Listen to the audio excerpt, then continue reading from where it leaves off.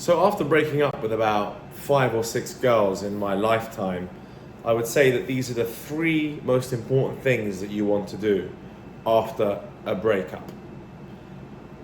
Most of the time, you're going to be very hurt emotionally and damaged and feeling terrible, obviously. We know that's going to be the case. If not, then you didn't love the person and it shouldn't have really been a relationship. I mean, if you're not hurt after a breakup, then probably shouldn't have been with that person in the first place. So once you've evoked those strong emotional feelings and then it's now over and you have to put a lid on it, and it's scary because it's the first, it's like you've been hit with shock. They call it the 7 stages of grief. And the first one is you're just hit with shock, that it's actually over.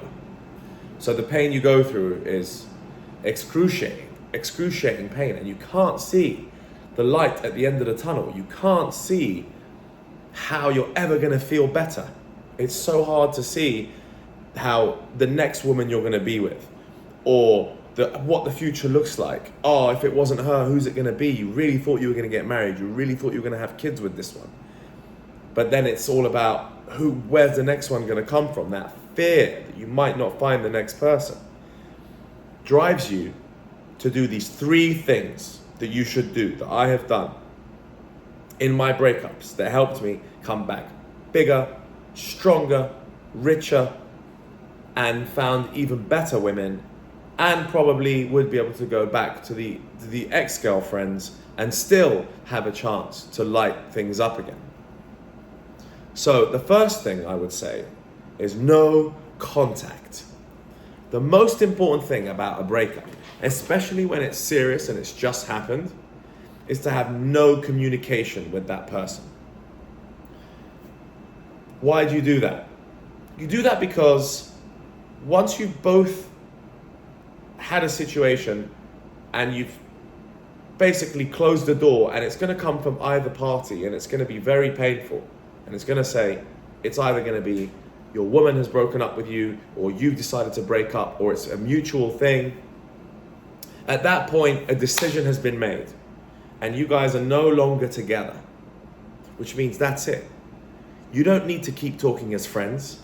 You don't need to ask tomorrow why the breakup happened. You don't need to keep going with questions. You don't need to keep questioning it. What you really need to do is walk away for a certain period of time. They call it the no contact period. And some people say 30 days, some people say 90 days, some people have different time frames on it. I'm gonna say 30 days. I've done about 30 days in my past. And it's such a good period of time to completely step away from the situation and either let that person come back to you or really feel like what life is gonna be like without that person, okay? So that's the first thing. No contact, extremely important. I would say you do that for 30 days. The second thing you do after a breakup, and it's so key that you manage to do this, is you start working on your appearance again to look as best as you possibly can.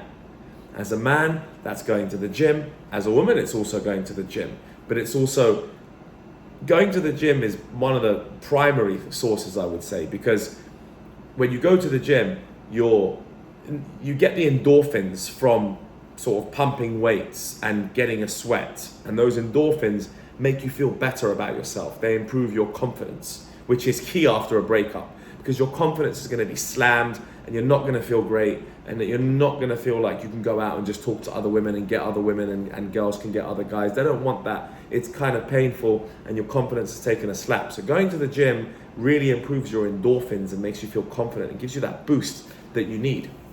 So that's key. Not only does it give you the confidence, but once you start seeing that you're taking shape and that you're looking better and you're looking more handsome, or she's lost some weight, and you know what it's like, you know that you could improve your image. So once you start working on that and you start seeing progress in your image improving, you are going to be well on your way to becoming a better person after the breakup. So much so that your ex is going to take notice, which takes me on to point number 3. The third thing you should do after a breakup, and this can be seen as kind of manipulative and conniving, but I don't think so. I think this is very natural in today's day and age. is present a better version or the best version of yourself online or on social media. That doesn't mean you go and start putting fake videos the next day of how happy you are that you've broken up with your girl. No, that's not what it means. What it means is you're now going to the gym, you're getting ripped, you're getting healthy. You've taken a random gym pic, whatever, 2 weeks after the breakup, 10 days after the breakup, and you're looking good, you know? So stuff like that improve your confidence and also show potentially that person that you've moved on in life and you're doing well, you're looking good, you're working out, you're training, things are going well for you now. What else can you do to present yourself well on social media? Well, it could be that after this breakup, you've now decided to take up an opportunity to start a business or a side hustle. Or, you know, your ex realizes you've now got a TikTok account that talks about your expertise in how to get a job at a law firm. Whatever your niche might be, if you're starting a cool side hustle or a business, or at least improving your business, or at least improving your chances of a promotion at work or an upgrade in life, then you need to present that. And there's a fine balance here. Let's not be loserish and you know, come off as sleazy because we're talking about how happy we are about how good work is going on, how good work is going all the time. Oh, I'm getting a promotion, I'm so happy. If you go too far, it seems obvious. If you do it naturally, quite smooth, and you genuinely are doing better for yourself in life, then it's gonna come across that way. On your profile, it's gonna come across that way. Because you know what, you can fake it only to a certain degree until people start laughing at you. I mean, I've done a bunch of videos on YouTube now. There's only so much you can fake it. This is just really who you are, and you want to be as authentic as possible because that is much more, that just works in the long run. So you authentically want to get better, okay?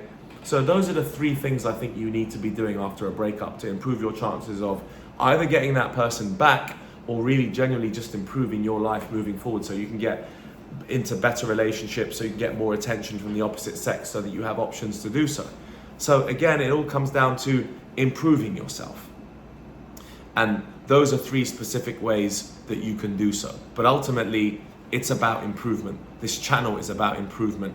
I am about improvement constantly, all the time. And that's what's helped me continually get beautiful women in my life, continually be able to travel the world, and continually, you know, also know how to deal with breakups as well. I just literally went through a breakup myself. So the lessons teach you something, but when you keep improving and you're good all the time and you keep going, no matter what age you are, guys, you could still make yourself seem pretty damn amazing very shortly after a breakup. So I hope that one helped. Please like and subscribe.